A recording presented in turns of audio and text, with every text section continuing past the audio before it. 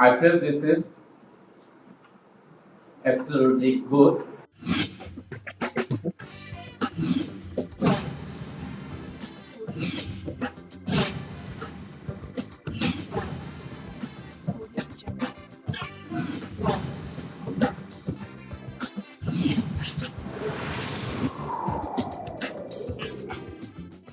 Hai guys, Wanakkam, salam sejahtera, tahniah, apa khabar semua?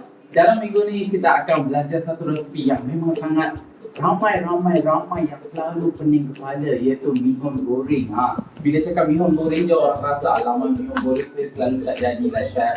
Selalu terlampau overcook lembik lah, ataupun hancur lah, ataupun melekat kuali lah. So resipi chef dia ni tak akan melekat kuali. Yang ni chef dapat inspirasi daripada mee hoon goreng ala Chinese style. Chinese style ni mee hoon goreng memang tak akan melekat kuali.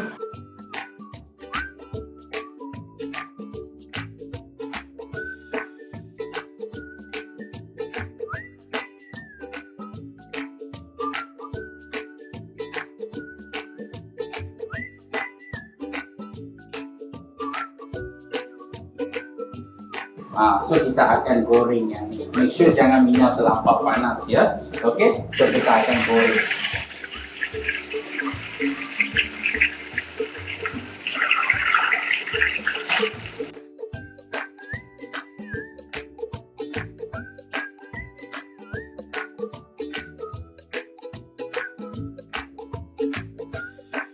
Okay, bila dah tahap macam ni kita dah boleh angkat dia dah. Okay, kita dah boleh angkat kita punya tofu yang dah siap goreng. Memang kita boleh nampak dia dah rangup ya. Memang dia dah rangup. 2 sudu minyak dah cukup. 2 sudu maksudnya sudu besar lah, tablespoon ya. 2 tablespoon of oil ataupun shallots You can use shallots or onion, it's okay, anything should be fine. Dan tumis dia sekejap. Kita punya bawang putih.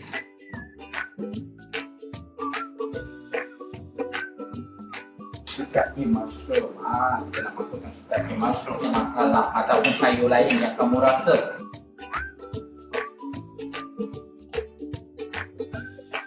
Masukkan kita punya carrot yang kita dah sama. Saya memang suka baby corn, carrot. Oil kita letak last ya. Okay. Vegetable semua akan masak dalam. So once dia dah soft, it's fine. Okay, just masukkan macam tu. Tak perlu rendam dalam air panas. Shitake mushroom kita, saya ada lebih kurang 1 cawan air dekat sini. Caramel yang kita dah ada kat sini. So kita letak lebih kurang 2 spoon ataupun kamu kat sini. Okay, so dan saya rasa kalau dia tak cukup, saya akan tambah sedikit lagi dark soy sauce. So as I said, memang it's up to you guys.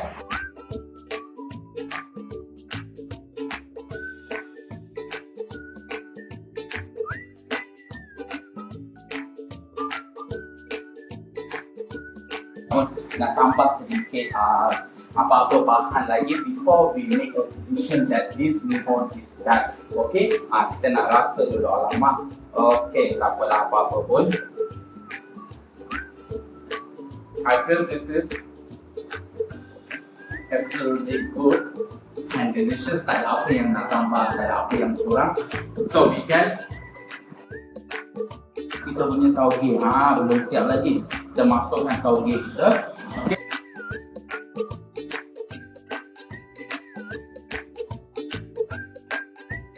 For your dinner, or for your supper, your tea time, anything. As long as you guys yang suka makan macam ni ya.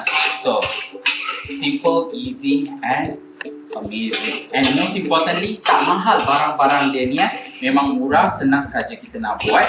Tak adalah susah sangat. You can see the best part, saya punya kuali langsung tak melekat. Bukan sebab kuali adalah disebabkan kita letak air tadi kan. So air tu dia tolong meresap dia punya flavors nicely into the mee hoon, dan juga kita dapat hasil yang cantik. Of course this now we going to garnish with some spring onion, cilantro, daun ketumbar, daun bawang dan cili, just to make it look a bit nice. Kita serve elok-elok lah ya. So it looks presentable lah, orang kata kan, macam restaurant quality pula.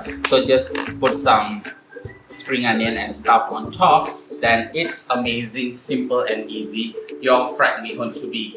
Tapi I nak tunjuk you guys macam mana kita boleh makan mee hoon ni supaya dia lebih sedap. Okay, what we going to do, ambil tofu yang tadi kita dah goreng tu, kita just going, lupa pula letak benda alam ni. Okay, so we can just put like this, okay, on top. Okay, that will be a perfect match for kita punya mee hoon goreng.